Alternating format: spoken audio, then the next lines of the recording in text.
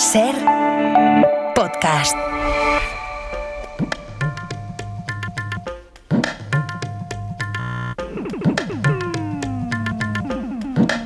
En la cadena Ser, Punto de Fuga. Con Pablo Morán. Hola a todos, bienvenidos a Punto de Fuga. La financiación es el motor del desarrollo y ahora mismo ese motor se está ahogando. Nuestra promesa global de transformar nuestro mundo para lograr un futuro mejor y más justo está en peligro. Esta es la llamada de atención del secretario general de la ONU, Antonio Guterres, en la Conferencia Internacional sobre la Financiación para el Desarrollo, que se ha celebrado esta semana en Sevilla. Un encuentro en el que se ha reivindicado el multilateralismo en plena escalada bélica en la que nos encontramos, en escalada de gasto de armas o de recortes en la cooperación, como el que ha decidido Trump y que ya está teniendo un impacto muy negativo en los países en vías de desarrollo. Pero en esto de la financiación hay otro elemento, un viejo conocido, que es el que realmente lastra la sostenibilidad de muchas de estas naciones del sur global. Y ese elemento es la deuda externa. Es un elemento que mezcla intereses económicos con otros de geoestrategia global y que, en efecto, asfixian a muchos países. A más de 60 en concreto. Según Naciones Unidas, casi la mitad de la población mundial, unos 3.300 millones de habitantes, viven en países que gastan más en el pago de la deuda externa que en sanidad o en educación.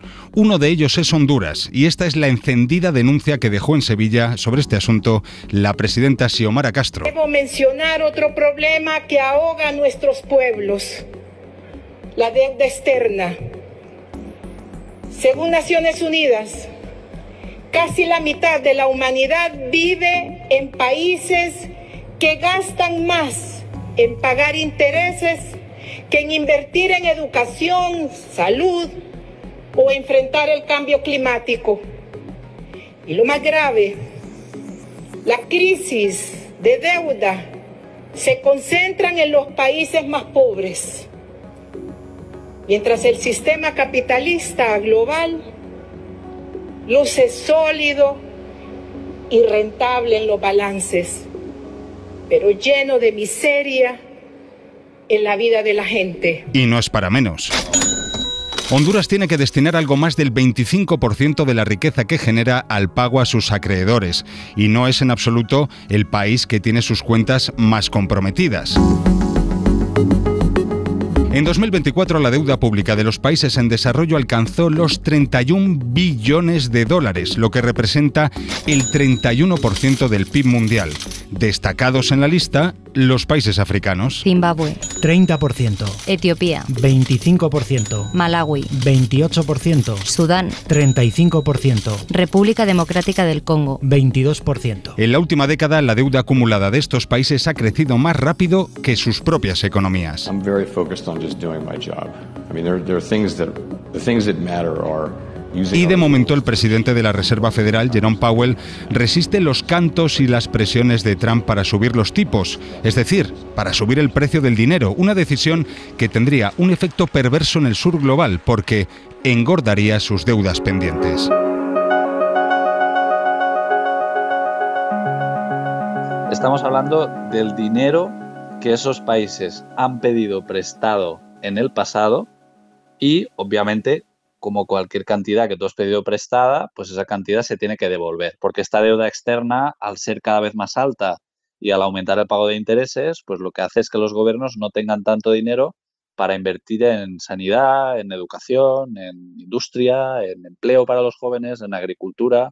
Entonces se retira dinero de servicios básicos para poder pagar esta deuda, con lo cual es un tema de primer orden en muchos países del sur global. Jaume Portell es periodista especializado en economía y colaborador habitual de medios como Mundo Negro o The Guardian. El último gran ciclo de la deuda externa que dañó a los países del sur global, especialmente a los países africanos, pero también de América Latina, fue en los años 80 y parece que hoy estamos exactamente en donde estábamos en los 80.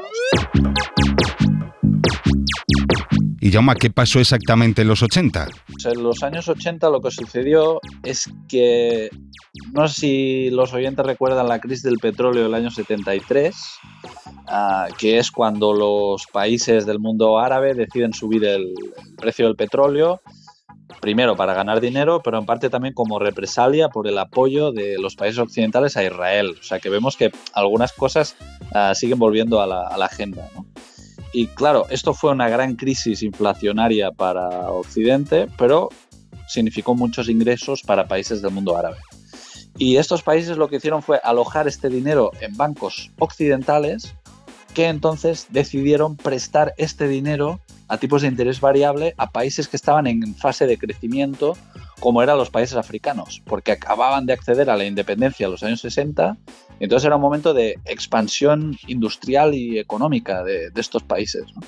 ¿Qué sucedió? Pues que hubo una fase de acumulación de esta deuda en los años 60 y 70, y en los años 80 explotó con la subida de tipos de interés de la Reserva Federal de Estados Unidos, cuando cogen y dicen, vale, esta inflación que ha nacido por el tema energético hay que derrotarla como sea, y deciden subir los tipos de interés hasta el 20%.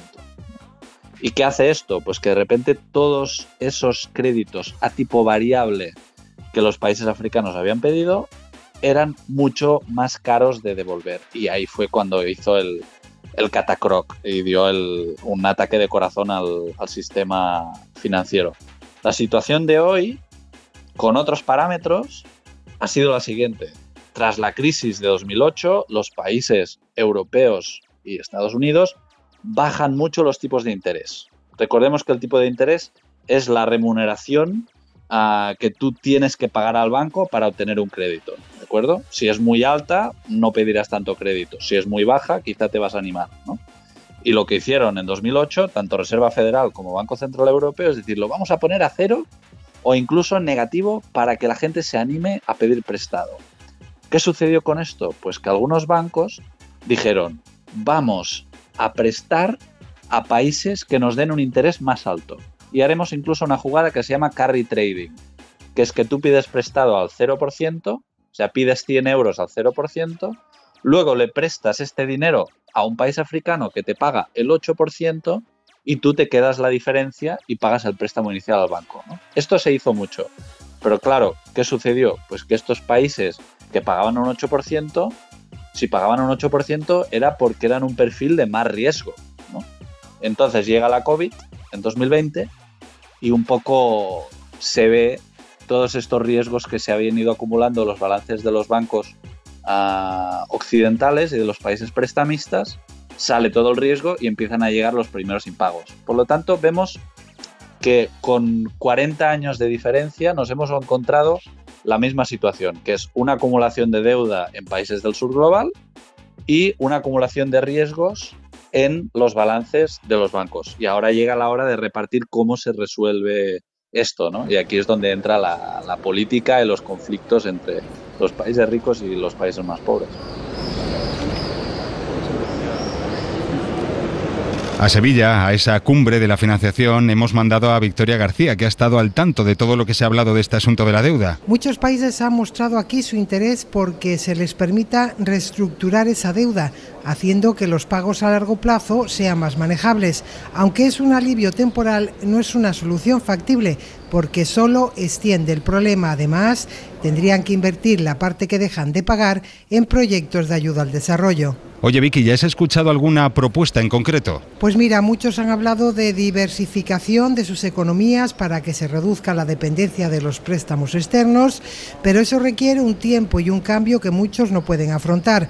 Las inversiones en sectores clave como las energías renovables es uno de los asuntos que también ha estado aquí a debate, pero sobre todo la oferta que hizo el presidente español Pedro Sánchez, a la que se sumaron varios países más. Ha ofrecido 60 millones de euros anuales para invertirlos en la quita de esa deuda, siempre y cuando los países que se beneficien de ello inviertan la misma cantidad de dinero que ahorran de la deuda en educación, en infraestructura, en salud o en medio ambiente. Into the hands of vulture funds. This idea makes perfect sense.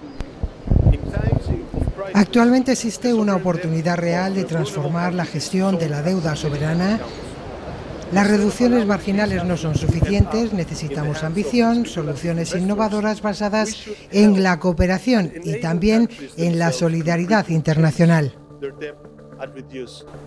Pero sobre todo, Pablo, se trataría de revertir el círculo vicioso de dedicar dinero al pago de los intereses de la deuda mientras que la deuda no se reduce, y se tiene que seguir dependiendo y pidiendo dinero prestado a los mercados internacionales para llevar a cabo proyectos, porque el que hay en el país, el dinero, se dedica a eso, a pagar los intereses de la deuda.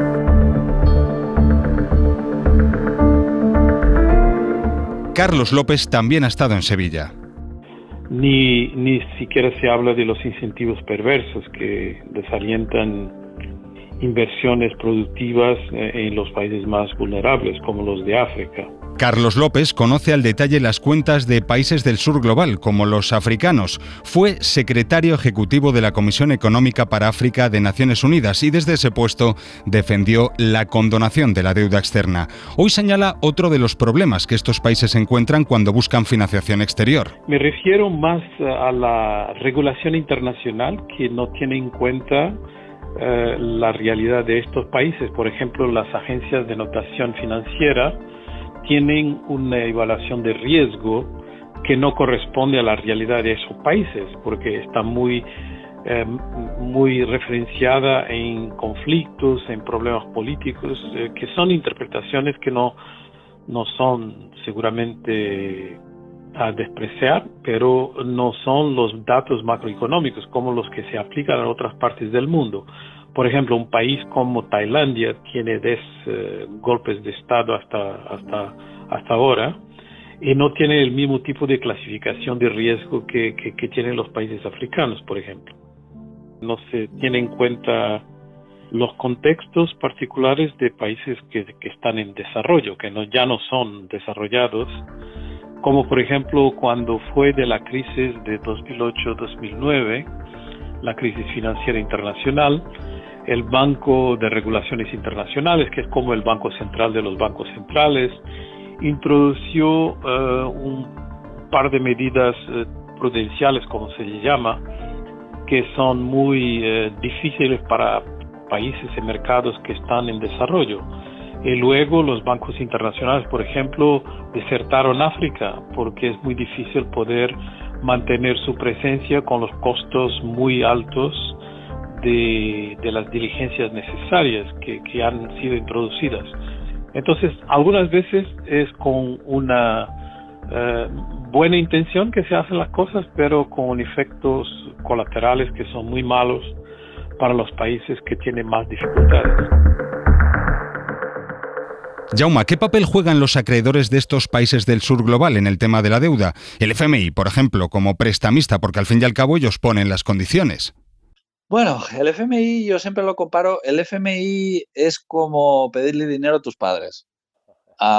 Porque, claro, tus padres, si les pides dinero, lo primero que saben es que son la última opción, que ya lo has pedido antes a toda la gente que fuera posible y que todos te han dicho que no.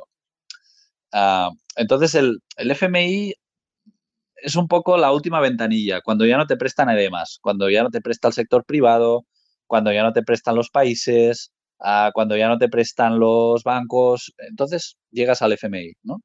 Y ellos saben esto y hacen pues un poco lo que harían tus padres también, ¿no? Dicen, te vamos a dejar el dinero, pero esta vez te vamos a dar una lección, ¿no? Para que no te vuelva a pasar lo mismo.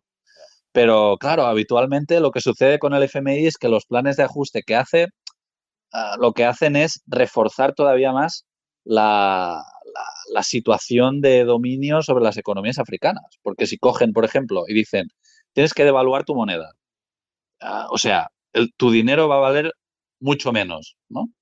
Automáticamente significa que todos tus recursos son más baratos y te tienes que centrar en vender estos cultivos a la exportación, ¿no? O sea, la idea es, tu cacahuete será mucho más barato que el de otro país, entonces vas a vender y la economía se va a recuperar.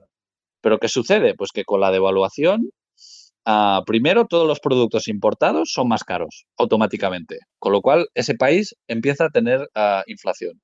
Y después, ¿qué sucede? Pues que si el FMI recomienda lo mismo a 5 países y todos están devaluando moneda, y todos están produciendo cacahuetes. Entonces, lo que sucede con esos planes es que los países se empobrecen y vuelven a entrar en esta dinámica.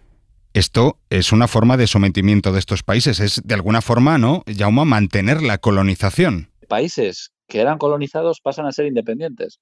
Pero tú miras su estructura económica y ¿qué son? Pues son países exportadores de materias primas sin procesar, todos ellos compitiendo entre ellos para venderlos en los mismos mercados, que son los mercados de los países del norte, que antaño eran sus colonizadores, ¿no? Entonces, para mí hay una imagen muy sugerente para entender que estos ciclos se van a repetir en el futuro y que esto no es una cuestión moral de alguien que se endeuda porque es un manirroto y ahora no puede pagar, ¿no? Y tenemos que darle una lección, que es la lectura que se suele hacer desde el norte.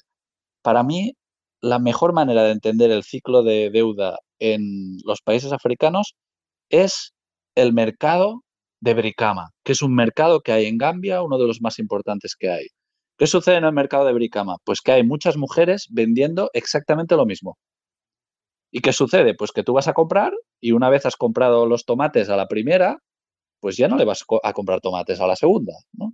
Entonces, ¿qué pasa? Que todas compiten entre ellas para poder venderte los tomates y si ven que no los compras al precio que te han dicho, empiezan a rebajar el precio. Empieza a haber una competencia entre ellas a ver si así, si lo bajan mucho de precio, así lo vas a comprar, ¿no? Y esto es lo que sucede exactamente con los países africanos en su relación con los países ricos. Pones a países a producir café, cacao, cacahuetes, productos mineros. ¿Y qué sucede? Pues que compiten entre ellos para poder vender y lo que suele suceder es que si todos ellos tienen una gran cosecha, que tendría que ser una buena noticia a priori, sucede lo que pasa en el mercado de Brikama, que es que hay más cacao que compradores, entonces el cacao cae de precio. Y lo que pasa es que los países van detrás. Cuando el precio de la materia prima está alta, piden prestado y la economía del país crece. Y cuando el precio de la materia prima está baja, el país entra en concurso de acreedores y hace default. Y ahora mismo estamos en ese ciclo.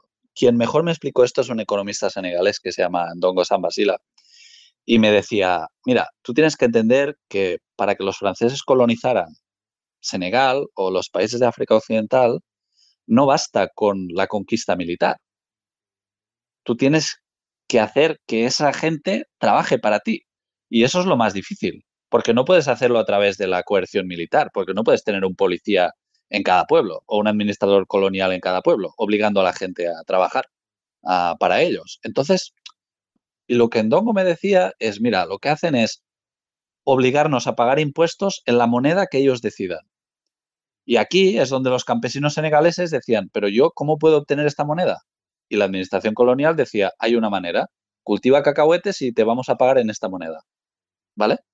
Y así es como a través de los impuestos configuras la producción local.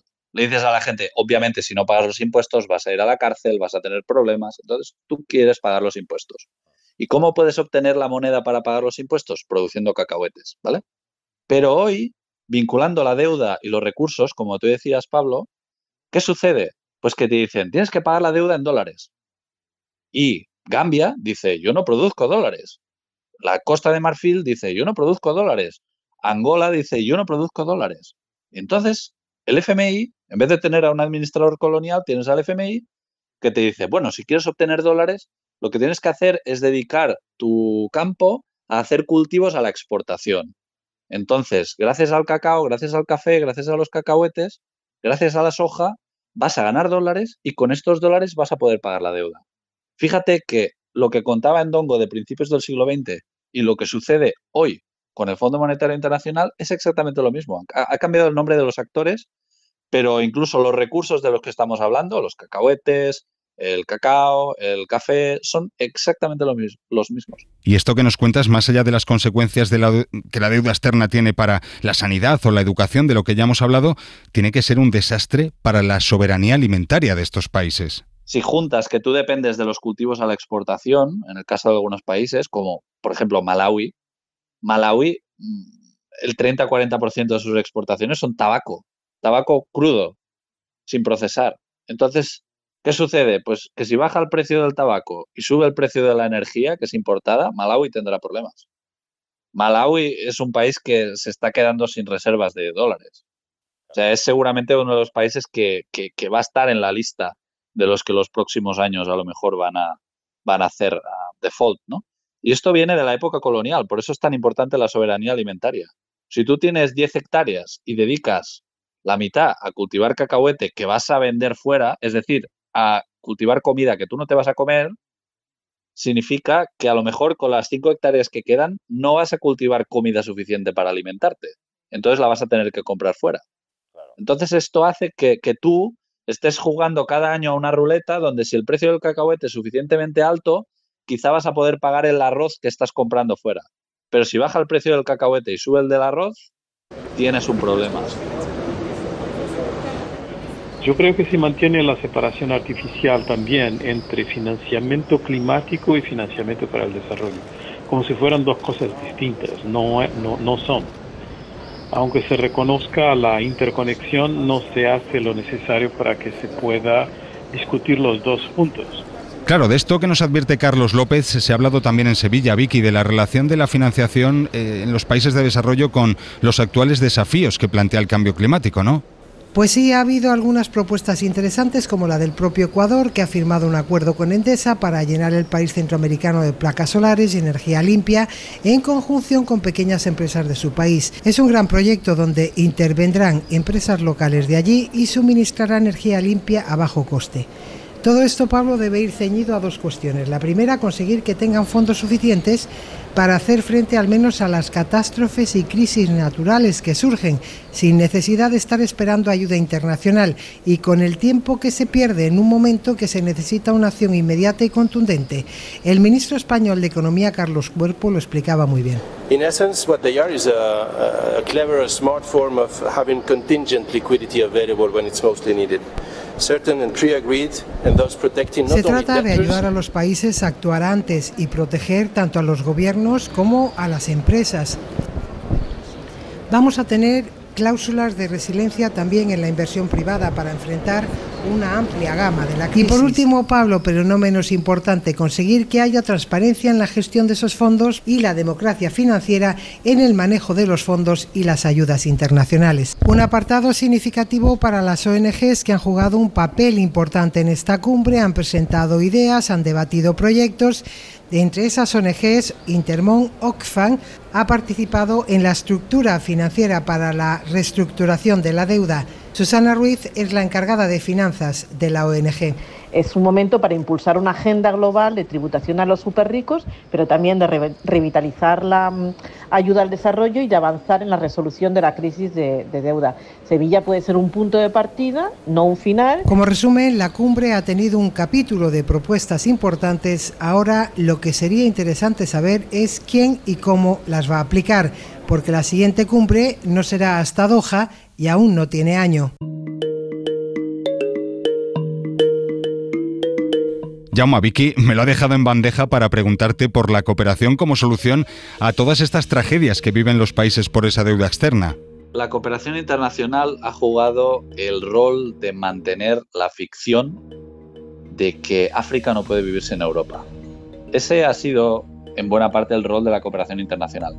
No quiero menospreciar que la cooperación internacional también ha generado educación para mucha gente, ha generado atención sanitaria, pero siempre hay que preguntarse por qué hay cooperación internacional en países que teóricamente son independientes y que tienen los recursos suficientes para poder hacer una sanidad y una educación. Y esto para mí es muy importante tener en cuenta la mirada. O sea, si a nosotros nos dijeran que para que alguien en Segovia tenga que tener un médico de atención primaria, tiene que depender de la buena voluntad de un grupo de electricistas noruegos que han decidido hacer una colecta, nos parecería humillante, nos parecería que no podemos funcionar de esta manera. Sin embargo, cuando somos nosotros los que hacemos estas donaciones a países africanos, nos parece muy bonito y nos parece que estamos ayudando, ¿no? Y realmente los datos que hemos ido comentando nos muestran que más bien es al revés. Es Europa la que no puede vivir sin África. Es Europa la que no puede vivir sin los recursos de África. Además, en los últimos años hay países ya donde el dinero que mandan en remesas los migrantes ya es mucho más grande que la cooperación internacional.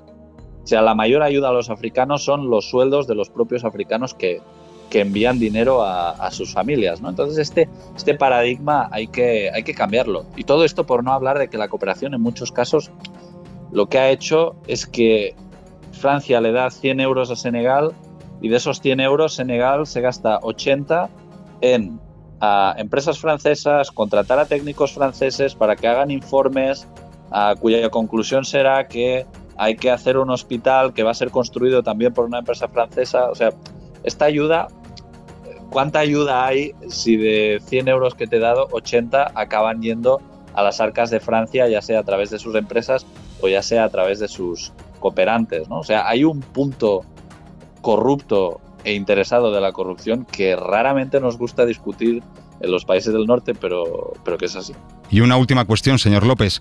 ¿Qué papel juega Europa en todo esto? Es el continente en el que se buscan soluciones para una inmigración que precisamente está provocada por los efectos de la deuda externa. Yo creo que África y Europa, si tienen una estrategia común para las grandes dificultades del planeta, una de ellas, la más importante quizás, es la del clima, podrían influenciar el resto del mundo. Pero ahora, con esta visión sobre la migración, no se tiene en cuenta la estructura de la demografía internacional que está cambiando profundamente, que va a crear dificultades para los países que tienen una población que está con un promedio de edad mucho alto y que se está avanzando aún más. Eso también va a suceder en China por lo de la política de un hijo. Así que tenemos una parte del mundo que tiene juventud, que va a ser necesaria no solamente para poder hacer muchas tareas que van a ser mucho más difíciles de absorber por una población más vieja, porque la tecnología está avanzando, es necesario la juventud para poder absorber la tecnología y la innovación. Entonces no hay un debate un poco más transparente sobre las necesidades del mercado de trabajo, sobre los cambios demográficos. Se actúa en la área de migración como si fuera solamente una cuestión de protección de fronteras.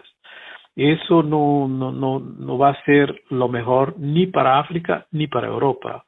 Sería mucho mejor tener una programación que tiene en cuenta las necesidades de labor en los países europeos, pero también las necesidades de tener África como un socio que puede absorber muchos de los servicios, nombradamente los servicios digitales, como si fuera como una migración digital que permitiría a los jóvenes de África de trabajar para Europa sin salir de África.